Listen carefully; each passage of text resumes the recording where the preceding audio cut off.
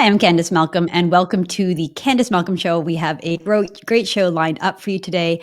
We have to talk about the most important issue of the day, which is Canada's immigration crisis. We have an immigration crisis that has caused a border crisis in this country. This has been years and years in the making. I myself and many others have been ringing the alarm bell, urging the Trudeau government to take this issue seriously. But the Liberals' disastrous immigration policies, our disastrous national security policies, are finally blowing up in their faces, and it's also blowing up in our faces. So we know that the Trump administration continues to make it very clear to us. They're saying to fix our borders, to stop allowing terrorists to cross the border, to stop allowing drugs and fentanyl to cross the border. Otherwise, we'll face disastrous tariffs. Well, Trudeau continues to ignore these warnings. And meanwhile, Alberta Premier Danielle Smith is the only political leader calling him out. So we're going to talk about the latest, including Danielle Smith's calls to have a border czar in Canada. We desperately need it. We're going to talk a little bit about the Liberal leadership race. We'll talk about Quebec's new immigration and integration bill that they're proposing,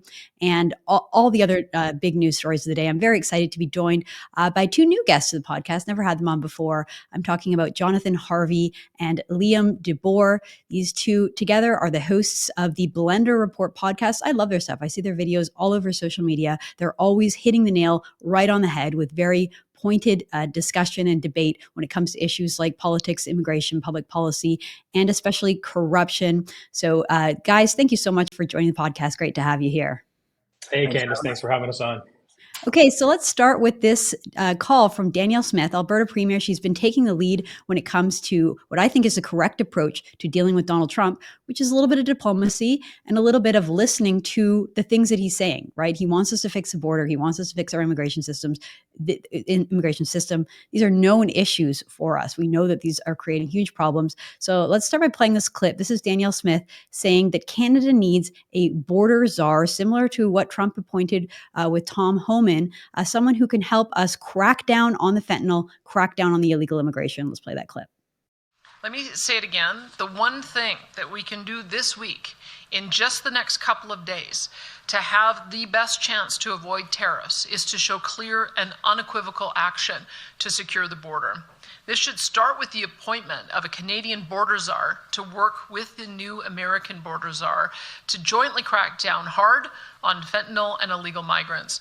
Is this likely to end the threat of tariffs entirely? I don't think so. I think there'll be other things that we will need to work on, and we will do so. But I am convinced, after speaking with dozens of elected U.S. representatives, administration officials, and the president himself, that this is the most important first step. Today, I reiterated this to the premiers, Minister LeBlanc, Minister Wilkinson, and Prime Minister Trudeau, and I hope it is acted on by the end of this week before February 1st. So there you have it, Smith taking on the leadership role. Liam, I'll start with you. What do you think of Danielle Smith's call there for border czar, and what do you make more broadly of this entire issue?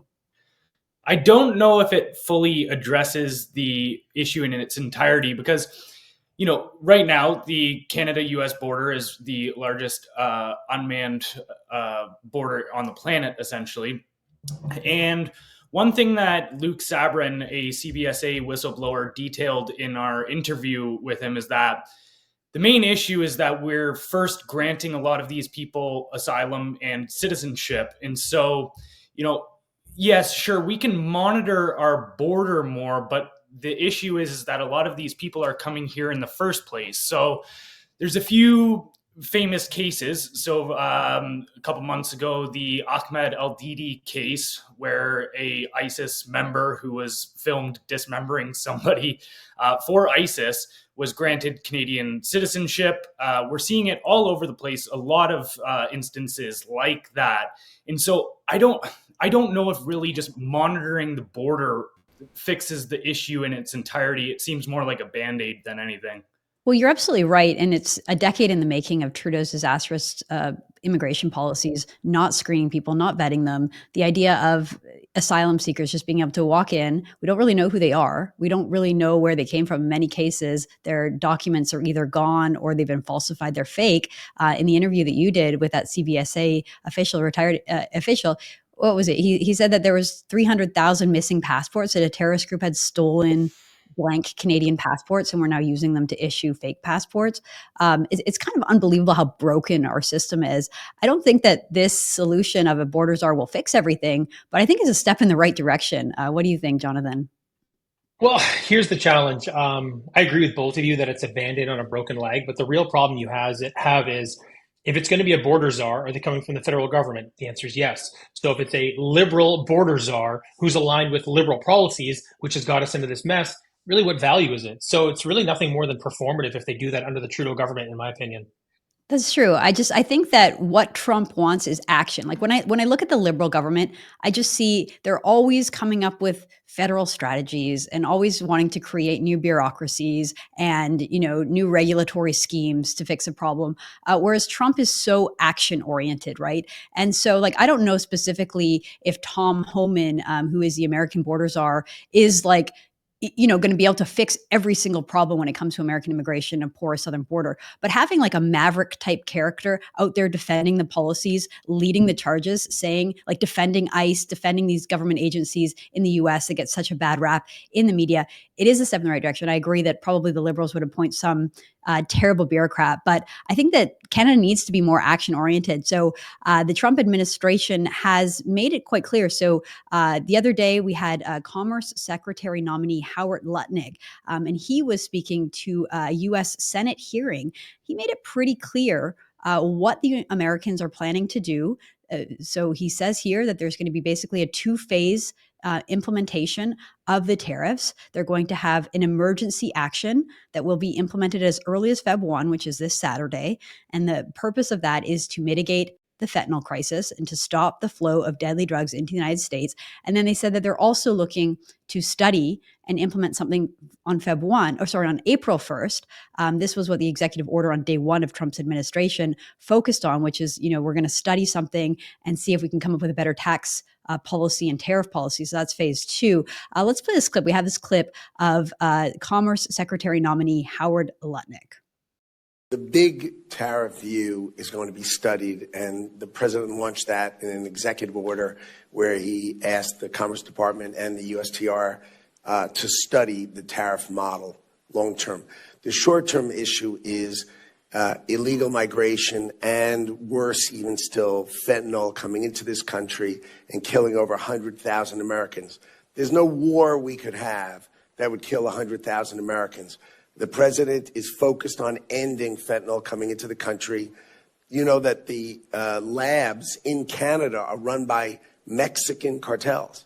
So this tariff model is simply to shut their borders with respect America. If we are your biggest trading partner, show us the respect, shut your border, and end fentanyl coming into this country. So it is not a tariff per se.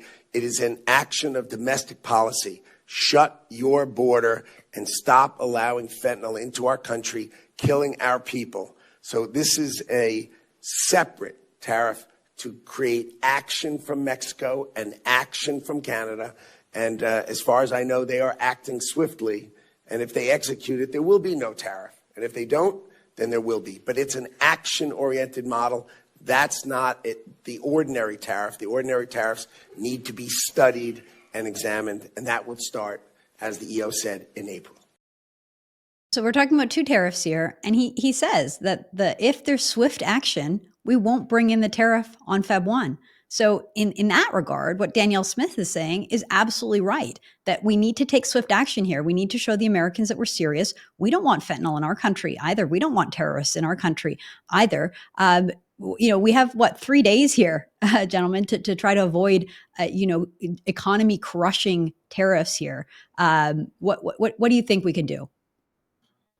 Well, I think one thing that is worth noting as well is the border issue goes both ways. Now, I am on the idea that, yes, that something definitely needs to be done on that front.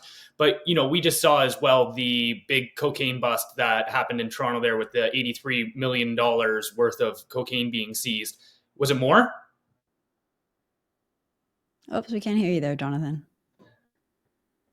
Go ahead. So with that, either way, things are going both directions. Even a lot of the illegal firearms that are in Canada, it was the Peel Regional Police said 90% of the illegal firearms they come into contact with come from America, and the other 10% they just don't know because the serial numbers are scrubbed. However, they also believe those come from America as well. So I am of the mind that Danielle Smith has the right approach, which is a diplomatic approach and going, hey, this border issue goes both ways, and maybe we need to stop. Well, both governments have facilitated the open border policies for the last 4 or 5 years. And so we need to first deal with that issue that those policies have created. But that's going to take a team approach, not necessarily just America pretending like there's nothing on their end and that it's all coming from Canada south. It's going both ways for sure. Yeah, I mean, I agree with you. Obviously, we're on the same page there. But in terms of like what can we do in the next few days, I'm of the opinion we're sort of set up for failure here because government moves slow. It's what it is. Like we have increased the size of government, direct federal workforce under Trudeau by 42%. But this country hasn't gotten any better. Nothing's moved along. We're not more efficient. We're actually just burning more money. So when you look at an issue like this, that agreed team approach, and it's going to be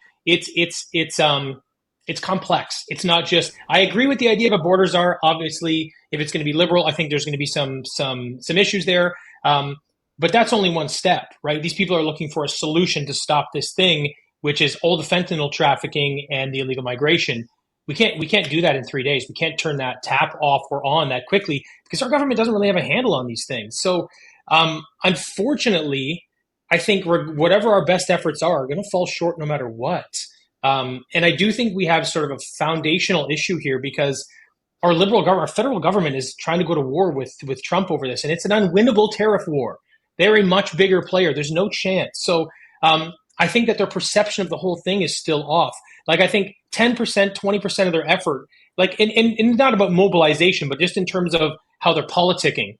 20% of the politicking effort is towards the border and the fentanyl, and the other 80% is about managing these tariffs and this tariff war. I think their efforts are going in the wrong direction in a lot of ways for something that's very complex and will take more than 3 days to solve. So I think we're between a rock and a hard place here, to be honest with you. Well, and I just want to add one perspective there as well, is that you've got Doug Ford and Trudeau both claiming that they're ready to put forward pandemic style spending of stimulus in order to save the economy, right? Well, okay, to Jonathan's point about it being 20% of the focus being on the border, I'd say it's almost even less than that, because if they put 1.4 billion towards the border security, and then on the other aspect, they're talking about tens of billions into stimulus spending. So they're saying, right, this is what we're willing to allot for a trade war. This is what we're willing to allot for the actual problem. Well, the problem with the Liberals is that the solution to everything that they see is more socialism. Like they truly believe that Canadians should have a universal basic income. They want to find ways to pay Canadians basically to be subservient. And we saw this during COVID with the CERB. It was disastrous for the economy, disastrous for small businesses who just couldn't hire people, terrible for the psyche of the Canadian people. Like the idea that it would be better to just stay home and play video games. Like, what does that do to a generation of young men and young women? It's like, well, I don't really want to work. I don't really have to. And, we constantly see this, that they use an emergency as an excuse, and they're just going to do it again and again and again. And I really fear. I mean, when I look at that pandemic style program, it's like, hello, you guys bankrupted the country. Like the reason that we're in a cost of living crisis is because of rampant inflation, because you just flooded the money supply. You gave everybody tons of cash to sit at home. You started printing money, and these problems are all still like spilling out. We're still dealing with it. Jonathan, you mentioned that the Trudeau government is kind of trying to respond by playing tough and wanting a trade war. I noticed that Industry Minister François-Philippe Champagne posted this link online showing a map of the United States' largest trading partners. You can see all the purple there is Canada. So it is true that Canada, that the United States will also suffer from these tariffs. Trump is trying to fix the inflation crisis that Biden created in the United States. Adding on these tariffs will make it more expensive for Americans. But I think the reality is it's just going to be much, much, much worse for Canadians. So David Knight-Legg, who was a former special advisor to the Premier of Alberta, he was a guest on Rachel Parker's show here on True North last week. He responded to Francois Philippe Champagne's tweet there with a long post. I'm going to read part of it here, and then I'll get you guys to react. He says, "The map doesn't tell the story you think it does, Minister. We are under tariff threats because your government broke the border and the formerly reliable Canadian offered in our military, asylum, immigration, security, and foreign affairs. The past 4 years, 90% of all terrorists came from Canada." I'll just go on here. He writes that here's the data behind that picture, Minister. Canada's total GDP export dependency on the U.S. is 77%. America's export dependency on us is only 17%, right? So even though all these states have their largest trading partner being Canada, when you look at the total economy, you're only talking about 17%. Whereas for us, it's 77%. Like their economy is sometimes bigger. We are far, far more dependent on them. Almost like 4 to 5% of our, like 90% of our economy is tied to trade with them. Like a trade war is going to hurt us so much worse. What are the Liberals doing, and why is it that they always see the same? They always want to use the same solution to every problem. Well, I think one of the problems is if you change your strategy, it's an admission of guilt in politics, which is a fundamental flaw in the organization, just in general. Mm-hmm. I actually had the numbers a little lower. I thought it was only around 13% of goods were from Canada and America. So like you said, we're going to feel this significantly more. The issues we have, you talk about solutions, sure, we try to wrap up the border issue, but we need to be leveraging our natural resources more. I mean, Liam and I were talking about this yesterday. We could ramp up oil and LNG production and exporting it pretty significantly over the next few months. I know that wouldn't be a silver bullet solution, but it's a step in the right direction. We'd be able to ramp up oil and LNG at scale through new pipelines in the next few years, 3 to 5, depending on all the regulatory nonsense. And then in terms of our just critical minerals and stuff like that, we can be moving on this in less than 12 months. These would make a big difference for us because our exports would go through the roof by comparison to what they are now, and we could diversify. We know we've got several countries in Europe that already want our natural gas. We could be less dependent on the United States. This is crucial. They talk about phases. There's 2 phases for Canada. 1 is working through this. 2 is diversifying our exports. Otherwise, we're going to be in this exact same situation again. And it's pretty nonsense that we're not already doing this. Look, like Canada should be one of the most prosperous nations in the entire world. But top 3, I would suggest. But we're not leveraging our natural resources because it's all we're kind of operating under this green agenda, guys, that in my opinion has got some faulty science behind it, and we're all suffering because of it, right? So we've put ourselves in this situation, and Trudeau's made it significantly worse by refusing to do what's right for this country. But with respect to the United States, what I find interesting is Trump is now also talking about abolishing I think it was income tax he was talking about. He's talking about a bunch of stuff, but he was looking at a strategy used by McKinley in the late 1800s, early 1900s. I think McKinley was assassinated in 1901. He was a president that used tariffs to rebuild the American economy. But here's the difference. In 1900, tariffs were not a form of economic warfare because there was a lot more nationalism. There was a lot more domestic production. So you use these tariffs and it would support your own economy. People didn't really get too upset about it, right? But the problem you have now is, and probably for the last 50, 60 years, tariffs are economic warfare. That's what they're used for. I mean, what did every country in the West do to China when it came to EVs? We threw tariffs on them, sometimes 100%. So the understanding or just the perception of tariffs is not the same. So I understand that Trump's going, hey, we need to do more domestic production. We need to rebuild America first. Okay, no problem with that. But he's using a weapon that was effective 130 years ago, but it's seen very differently today. So when you're using a 25% tariff on Canada, and then the other day, Colombia wouldn't let some of their some immigrants from America back in Colombia that were Colombians. He used the same thing. Well, I'm going to throw a 25% tariff on you. So what that says to us is, in terms of this being economic warfare, you put us in the same boat as Colombia. That's not good for trade relations. So I think you're going to have some pretty big issues, and maybe some diplomatic problems that drag on from Trump's move here. I think he is going to, like to your point, they are going to suffer. I'm not sure it's going to be from Canadian imports specifically, but I think more so maybe diplomatically from these moves, what they're doing to everybody around the world. I mean, let's play the devil's advocate there because you have to look at it from Trump's perspective, right? It's like there are all of these criminals in their country and they don't want them there, right? I used to work in the Canadian Department of Immigration. I was a press secretary under the Harper government. And one of the problems Canada has too is it's very hard to deport people who have destroyed their documentation. So if someone comes to Canada, burns their passport or flushes it or destroys it, and then it's time to deport them, the country that you're deporting them to has to actually issue a new passport. And if they're not inclined to, they'll just say no. And a country like Canada, you don't really have a lot of recourse, right? You can say, okay, we're going to slap there's different ways that you can try to get them to do what you want. We're going to slap a visa on your nationals, so they have to get a visa now, or just do things that will annoy them.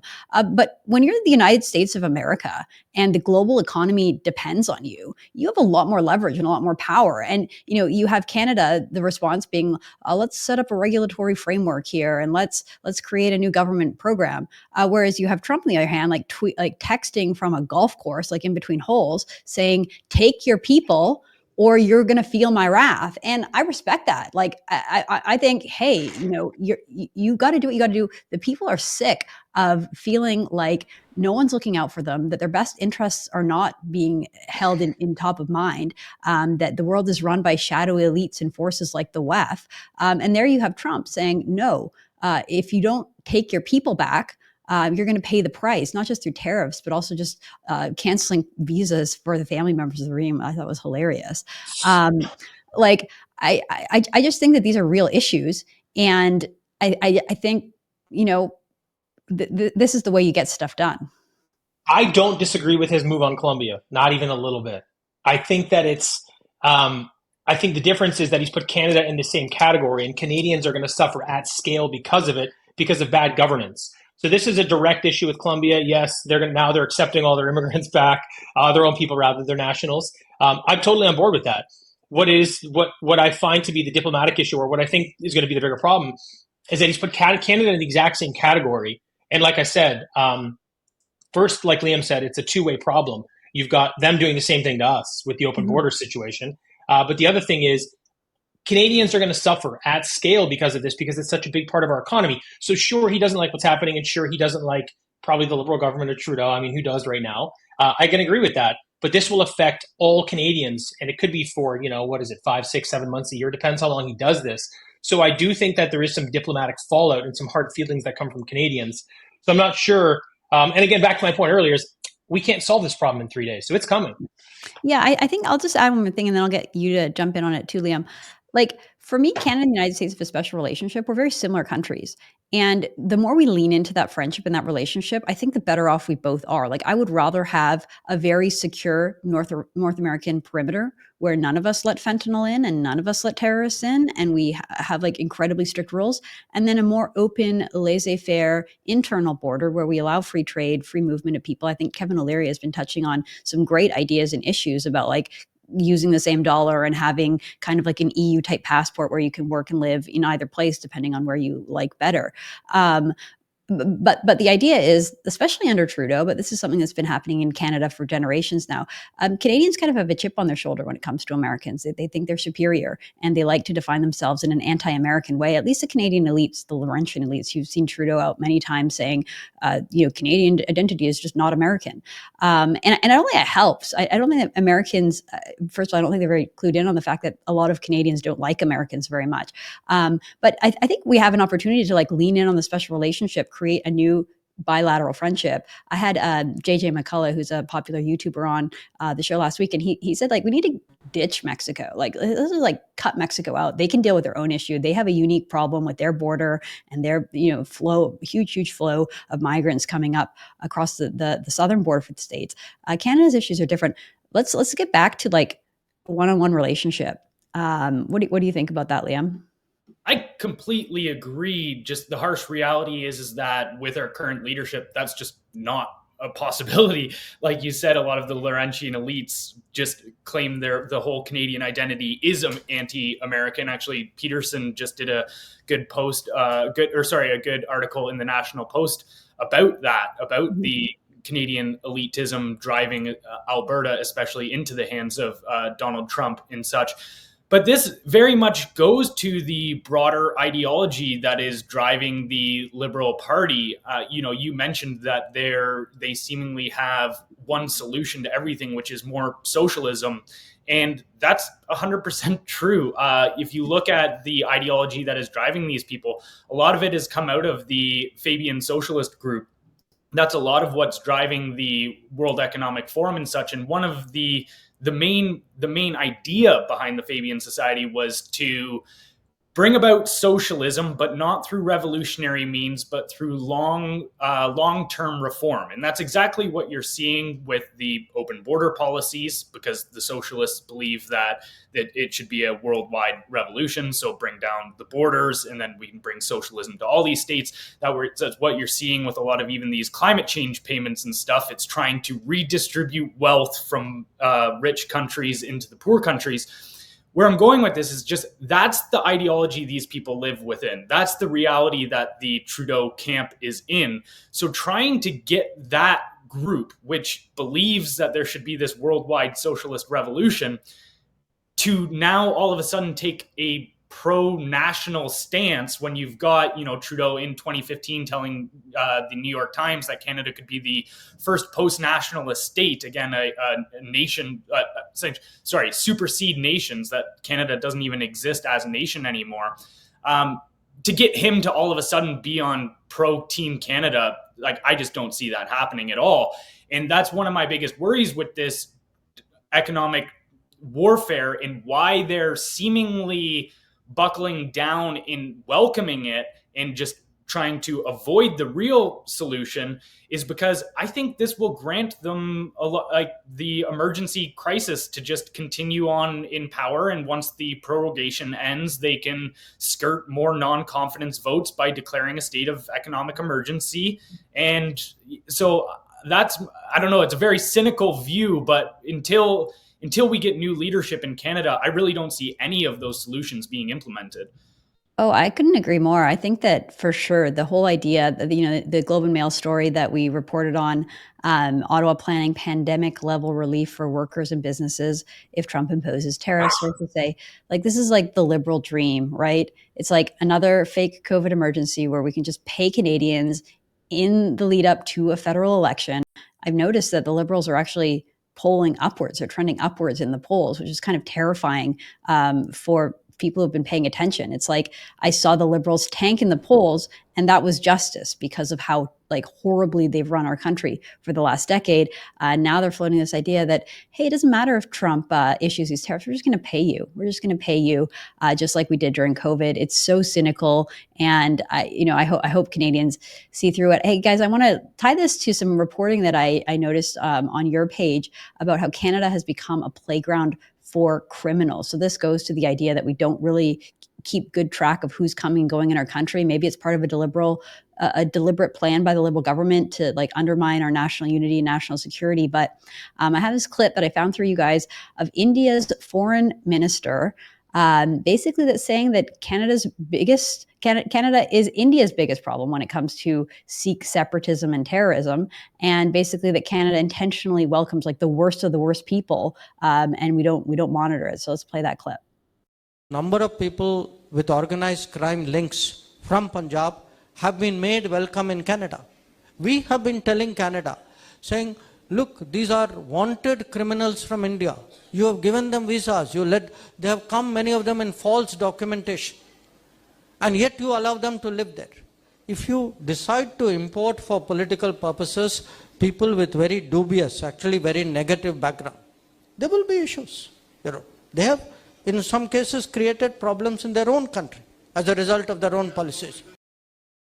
So, I mean, that's someone from India who gets it, saying, you guys are letting in our worst people. I think you could say the same thing about so many countries. My husband's family is originally from Iran, and there's always stories in the Persian community in Toronto of regime officials and people who carried out massacres in Iran, living nice lives in the suburbs, driving fancy cars. It's how did they even get visas to come here? What are they doing in our country? I think you could probably say that about so many adversarial states. So, guys, why don't you tell us a little bit about your reporting and your thoughts on this issue? You want to take that? Sure. So I think, yeah, it's terrible. It's not just necessarily organized crime from Punjab, but also from China and the Mexican Sinaloa cartel, which we know is allied very well with the CCP. Sam Cooper has done excellent reporting on this, but the intertwining of organized crime within Canada is extremely concerning.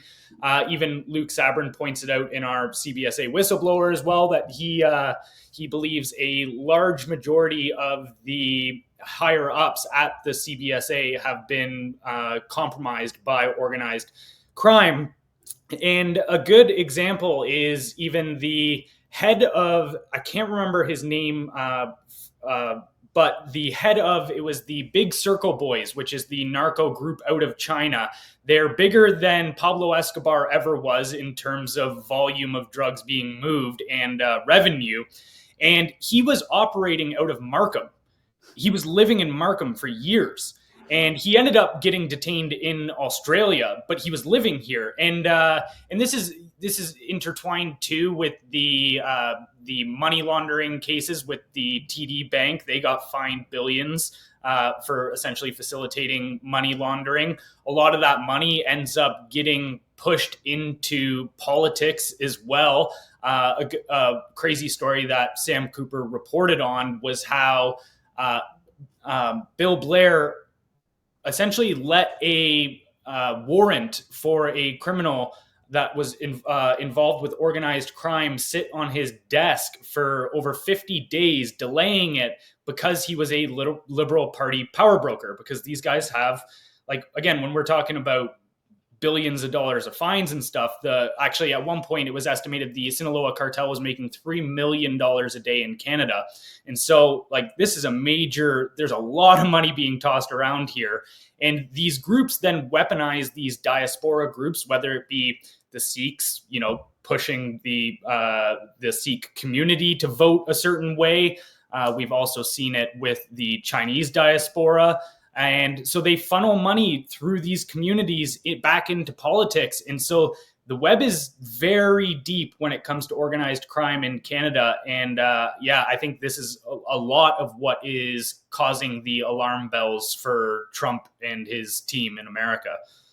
Well, it seems like this is exactly the problem they're talking about. And it's like, why does it take an external force like the United States president to point all this out and to bring it to urgency? Like, why isn't this top of mind for the Trudeau government? I'll loop this in with the foreign interference report that was just tabled yesterday. So as viewers know, we talked about it a little bit on the show, but we can talk about it a bit more. The foreign interference inquiry called for the government to monitor more online activities. So that was what they basically, after all of this, after 2 years of feeding the Canadians stories about how there were supposedly traitors and people willfully and unwillfully acting in support of foreign adversarial regimes, the report's finally tabled, and they just found that there were no bad faith actors, concludes this report. So this is from the True North reporting. Speaking at a press conference following the report's release, Hogue Commissioner, who's the justice that authored this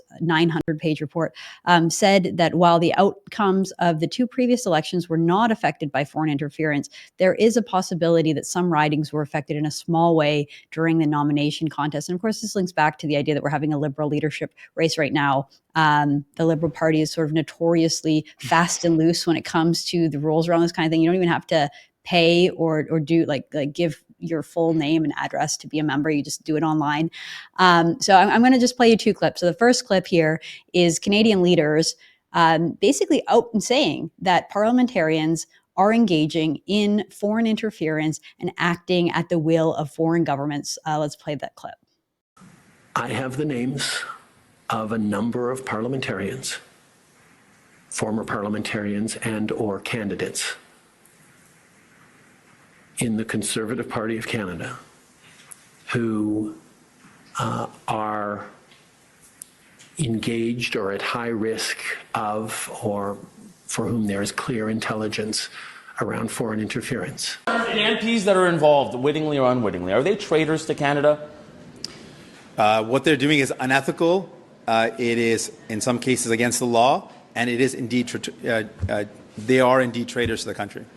Certain, and I described it initially as fewer than a handful of current members of Parliament, have allowed themselves, and again, going back to the original comments from CSIS, semi-wittingly, or this is one, or wittingly, allowed themselves to become compromised. Okay, so that was what we heard before. And sorry to the viewers, I usually give a trigger warning when I play Justin Trudeau because so many people will tell me, just don't play him or tell me before so I can mute it because they just like, they can't stand the sound of his voice or, you know, the lies that he's been telling. So anyway, that was like the preview of this report, right? So that these leftist politicians are saying, this is something, we've got something here. We've got the names of the parliamentarians. And then this report comes out and it doesn't really say that at all. In fact, it says the opposite. So here is a clip of Commissioner Hogue basically just saying nothing to see here, folks.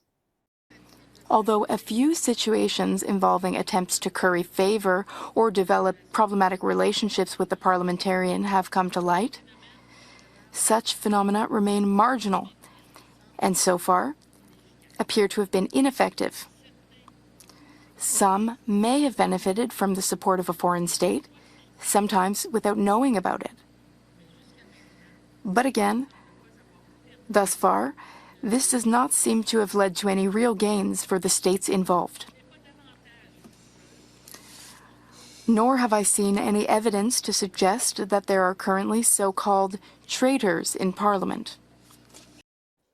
So to me, this was all just kind of let down. We know this stuff is happening. We know, to the points that Liam was making a minute ago, that there are all kinds of really bad people that have been let into our country. Many of them making tremendous amounts of money, many of them involved with foreign governments that wish us harm. We know they're here. We know that many of them do fund our politics. But when it came to this report that, you know, dove through, spent lots of money, lots of time trying to find evidence, they basically just shrug their shoulder and say, nothing here, folks. So, Jonathan, what do you make of all this? It's very frustrating. First, it's tough when you have a public inquiry that's mostly held in private. Mm-hmm. That's a little confusing for the people of Canada. And it's either the politicians are lying or Hogue in her report is let's call it lying. Now, I'll give her the benefit of the doubt, try to steel man her argument. And, you know, one of the things that came up when she was going through this inquiry is that they kept a lot of information. They redacted a lot of information. Like they only give her like 20 or 30% of all of the files that were available. Now, if it stayed at that and that's all she got, I can sort of give her the benefit of the doubt, but I'm just trying to be charitable because the reality is if there was no foreign interference, then why would her recommendation be to have a sweeping censorship body that's now controlled by the federal government? So if it's not a problem, why do you now need a federal body that censors the internet to make sure that, I thought it wasn't an issue. So the two things sort of contradict each other. I also found it to be frustrating that, you know, you've got your intelligence agency that is saying, hey, these things are happening. Her first report that came out months ago is saying, hey, yes, these things, some, like you said, some ridings are compromised. So if some are compromised, how can you say that the election wasn't compromised? Now you come out with this report at the end of it all to say that, no, the intelligence agencies were wrong. All those politicians we just watched on camera, they were wrong. And the only thing we need to do is censor more Canadians. It's just 100% BS. Like, you know, Liam actually mentioned something to me the other day when we were having this conversation. Hogue used to work at a law firm in Quebec that was either owned or operated with Jean Chrétien and Pierre Trudeau. So she's bought and paid for. That's how I feel about this. Well, I mean, it's really something. And again, you know, we were talking about how the Liberals always want to implement like a national program to pay people. It's just like another way of having socialism. It's also like they always are looking for opportunities to crack down on so-called misinformation, disinformation, anything that goes against the regime's narrative.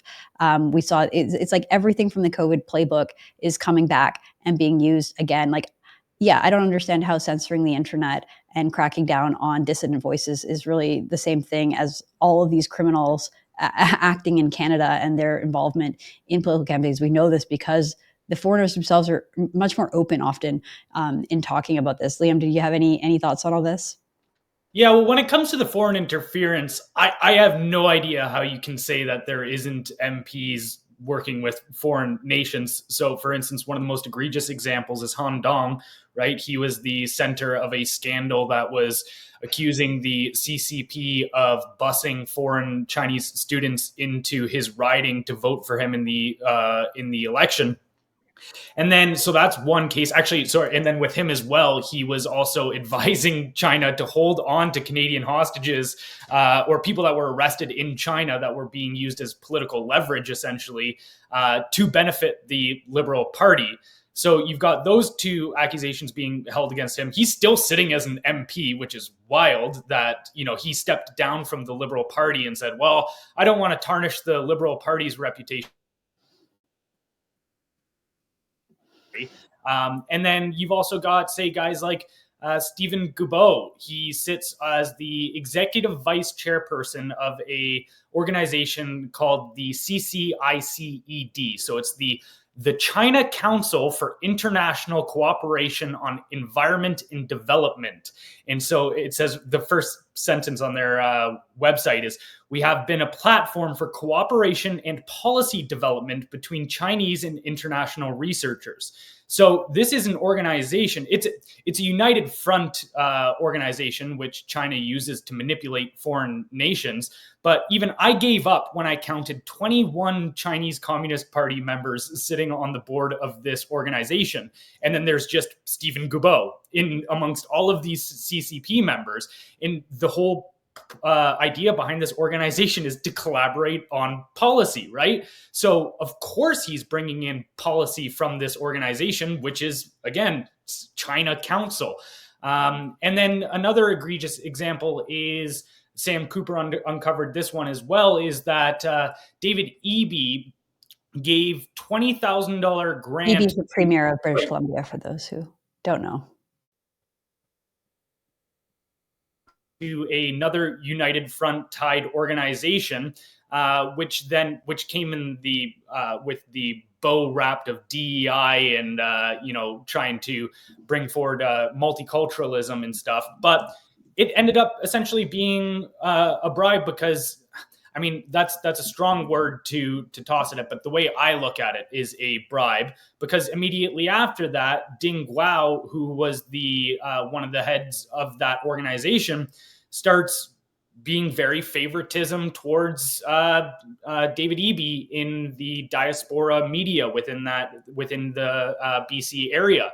So, like, okay, we give these organizations grants, and then these organizations turn around and start trying to mobilize diaspora communities to favor a certain party. It's like, you're telling me there's no foreign influence here at all. Like, even, and that's just 3 examples, but I think it goes pretty deep, and there's countless people that have been named on that front. I mean, I'm sorry, what an absolute mess. Like, the more details that you hear about these stories, the more you just think, like, how can Canada's democracy even survive when you have this many foreign actors meddling in different areas, and you have, like, a polite elite that are too, like, cautious or too concerned to even point it out or be real about it. That makes me, like, a lot more cynical, Liam. I'll blame you for that. I did see something that I liked out of Quebec. I don't usually point out Quebec politicians and say, like, we need more of this, but in this case we do. I think when it comes to immigration and particularly protecting cultural heritage, it's just something that the French get better. They get that, and Quebecers understand, I think, more, or they're more willing to talk about it than the rest of us in English Canada. But Quebec, the government over there tabled a social contract bill for immigrants amidst cuts to integration programs. So on Tuesday, Quebec's Minister of Immigration and French Language, Jean-François Roberge, told reporters that immigrants must accept Quebec's values and they must contribute to society. You don't hear Canadian politicians talking like this very often. I'm going to play this clip because, like I said, I think it's fantastic. Let's play that clip. With our plan, with our bill, we will be pretty clear. We are a nation. We have a culture. We have some democratic values. Men and women are equal. And people coming here must accept that. And after, we want them to contribute to the society. So this is completely new, and this is really different from what the Canada is saying. like when he says it, you're like, yeah, obviously. like why is that even something that a politician has to go out and say? But then you think about it and you're like, I don't hear anyone else talking like that. I don't hear anyone like this. Something so basic that when you come to Canada, you have to respect our values, our rules, basic things like men and women are equal. I think he's talking specifically to some presumably in like Islamist communities that believe in the subordination of women, want women to cover their heads and faces. Basically just saying, no, come to Canada, contribute, get a job, contribute, and learn to be Canadian. Carl Valle, who's a conservative operative out in Quebec, he writes on X, he says, we simply want to conserve and protect our language, our culture, and our values. We will never apologize for our history. We will celebrate it in a way that is the essence of conservatism. I completely agree. I'd like to just see a lot more of that. I know back in 2019, during the Conservative leadership race, Kelly Leach was making these points, and the media and the press treated her like a total pariah, like that she was just like a total racist. But really what she was just saying was so basic. Like, if you come to Canada, you have to embrace our values. Canada needs to do a lot more on this front. What do you think, Jonathan? Yeah, I mean, I think what's happening is the Overton window sort of shifting, right? So in America, because their politics are polarized, so if you go further left, I go further right. What that creates is a very wide Overton window. Pretty much everything's up for discussion, right? In Canada, however, our politics are magnetized. Sorry, I'm reversed. So like if a party moves left, the party in power is the one that always moves the needle. So if the Liberals are moving left, the NDP has to move further left. And basically become socialists. They're pretty much self-proclaimed socialists these days. But it also shifts conservatives into the center, which is a lot of what we're seeing today. Conservatives, in a lot of ways, are very much liberals of the 90s. But what that does is it keeps a more narrow Overton window. So an Overton window is pretty much acceptable political speech within society, issues that we will debate. So in Canada, because it's more narrow, because you can shift voters from one side to the other much easier than you do in the United States. So this is why it's a little tighter. But what's happening right now, and why this didn't work out for the politician in the previous election in Canada, is because it was basically unacceptable. It was like a lot of things that you're hearing from like the PPC party in Canada. Anything he was saying was, sorry, his name has just slipped my mind. Maxime Bernier. Maxime Bernier. So anything he was saying was seen as extremist almost, just because it was a little too far outside the Overton window, where people like us would probably agree with a number of those things, but it was not really acceptable within society. So what's happened now, and I pretty much have to give Trump credit for this, is that he has opened the Overton window in the West to push back against a lot of the immigration and a lot of the, for lack of a better term, lack of assimilation within your community. People are not becoming a part of Canada anymore. In fact, they're coming over at such high volume in these droves where they just implement their own culture. And, the problem you have with that, multi-ethnicity is not a problem. Multiculturalism, though, can be.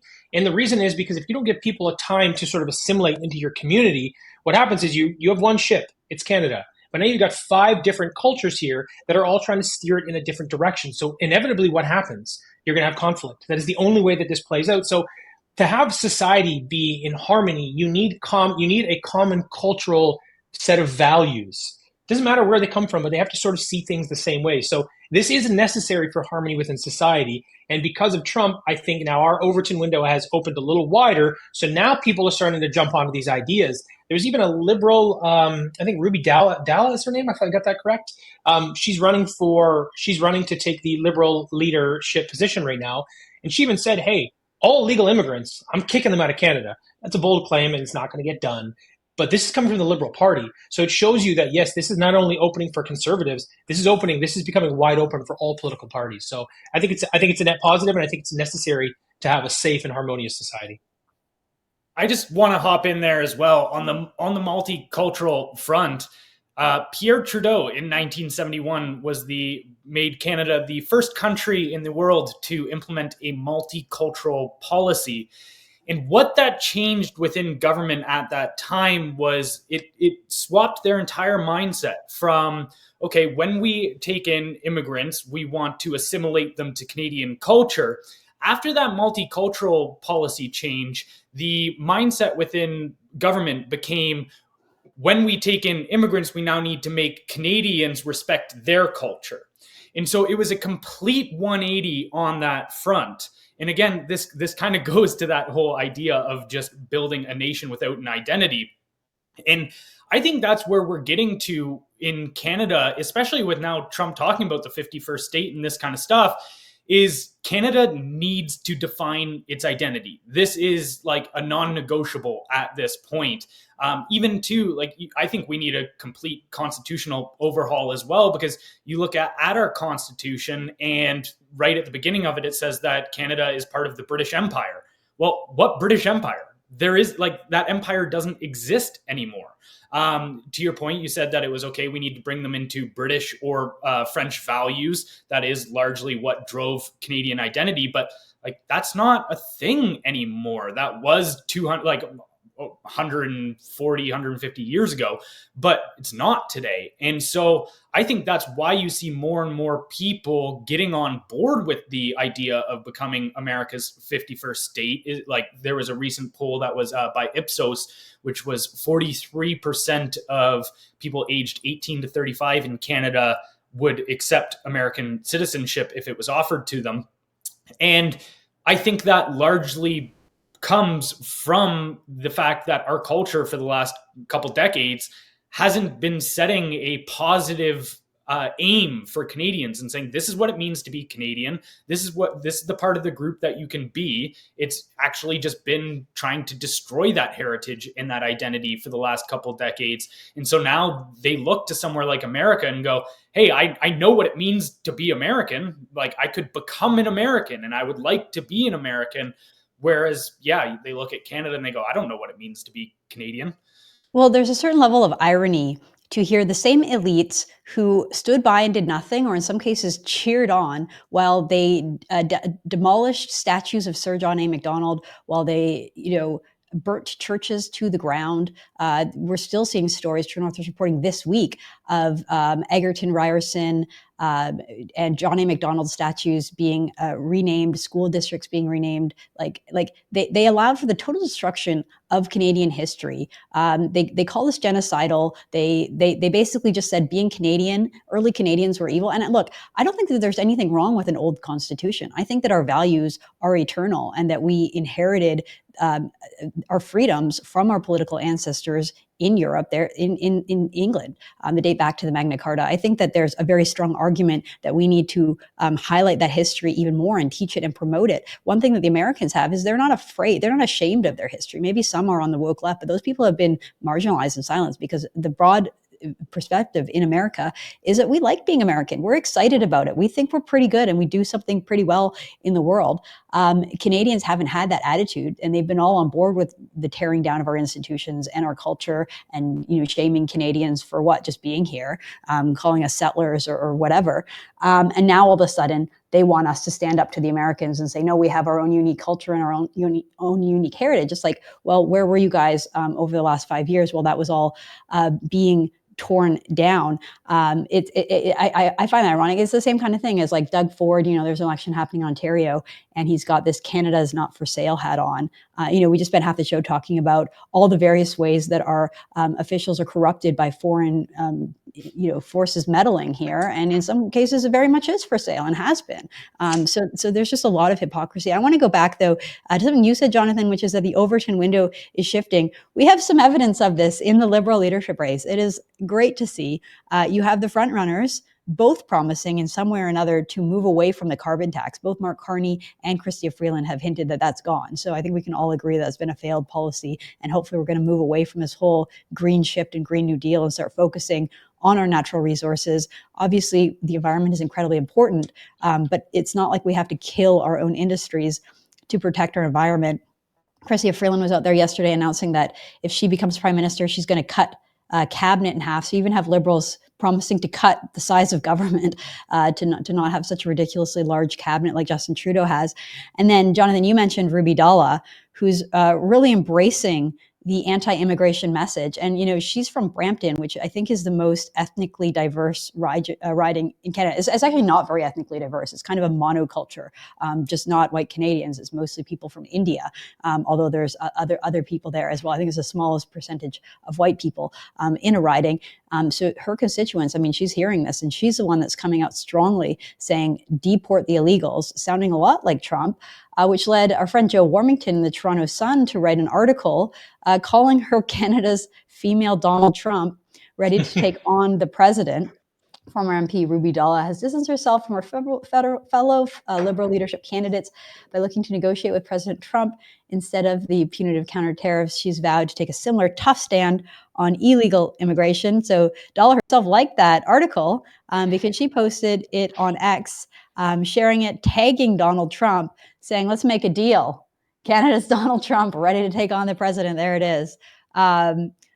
Like, I'm here for it. I don't know. I'm not going to vote in the Liberal leadership race, and I don't really like Ruby Dalla that much. But I like the idea that, like, there might be an all-party consensus now that we want to deport the bad guys. We want to focus on, promoting a strong economy in Canada, getting rid of the carbon tax, and maybe there can be some serious generational change in Canada. What do you think, Jonathan? Yeah, I mean, I think that's the direction we're going, regardless of who comes, whether it's kicking or screaming, or like Pierre Poilievre is kind of leading the charge, right? I think what you're seeing with the Liberal leaders is a lot of them are trying to distance themselves from Trudeau's policies. None more than Chrystia Freeland, who was kind of the right-hand woman for a long time. So for me, the issue I have is I like when a politician changes their mind. People don't. People often say, "Oh, you flip-flop." But no. Look, if you get new information and you change your mind, this tells me that you're rational and open. I like this. This is very positive. However, in her case, she gaslit Canadians for 5 years and is directly responsible for a lot of the problems we have. So even if she doesn't see the policies the same way today, I can't trust her because of what she's done to this country. But in kind of shifting back towards the Liberal Party, I think a lot of them are, like I said, trying to get themselves as much distance as possible away from Trudeau and these policies. However, it's my opinion that a lot of it is politicking. I'm not sure a lot of these things are really going to come to fruition because of how our political system works under Liberal rule. There's still a lot of people within these organizations that I think would actually fight it.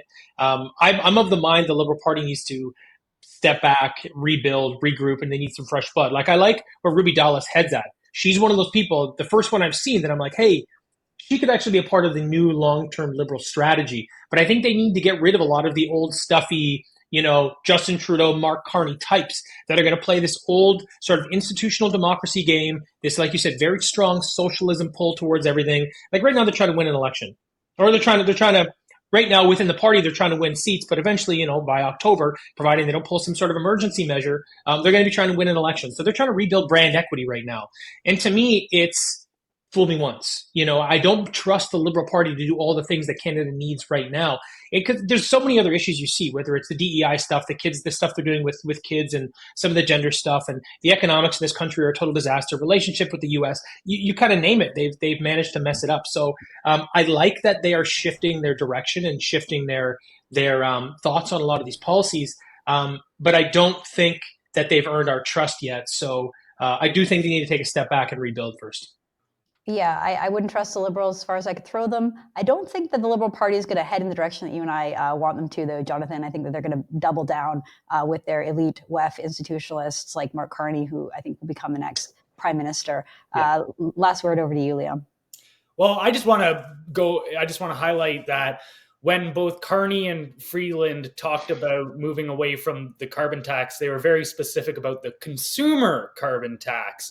And so what that leads me to believe is they would just try to rebrand the carbon tax and essentially change the system that, okay, if we've been, say, equally punitive on the consumer front and the corporate front, we're just going to take the consumer cost and just apply it to the corporate front.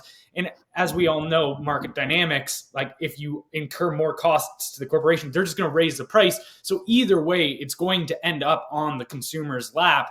And I think it's worth noting that Mark Carney was just named in a U.S. committee report 6 times as being one of the architects of this comes from his position with the UN as a finance reformer, a climate finance reformer. Their whole idea is to leverage the institutional investors in the banking world, finance, whether it be BlackRock, central banks, Vanguard, State Street, all of these, to use finance to pressure corporations into limiting supply in order to, because what that does is it drives up the price. People can't afford to consume as much. And their idea was, well, if people are consuming less because they can't afford it, that means less carbon emissions. And they called this whole scheme, demand management, which is price fixing. It's global monopolization of price fixing. And they were using the funds that were in the Glasgow Financial Alliance, which Mark Carney helped build, was $130 trillion. That's more than the global annual GDP that these people have that they can wield financially to weaponize against people that don't follow their agenda. And so Mark Carney was the architect of all of this. I don't believe for a second that a guy that was willing to manipulate financial markets to that degree, to international price fix in order to drive down consumption of food, clothing, and also say flights and such, is all of a sudden going to change his mind on the carbon tax. He's just going to find a way to rebrand it and push it further. Yeah, and I think Canadians are just done with this. We're done with these elites from these institutions, from these purchase of power, telling us to shut down our own industry, to be poor while they, jet set around the world and go to these global conferences. Guys, we got to leave it at there. It's been so great to have you on the show. Really appreciate your time and insight. Everyone go check them out at Blendr News. We've got great videos. It's Liam DeBoer and Jonathan Harvey. Thank you. Thanks for having us. Thanks. All right, everyone. Thank you so much. That's all the news for today. We'll be back again tomorrow with all the news and analysis. I'm Candice Malcolm. This is the Candice Malcolm Show. Thank you and God bless.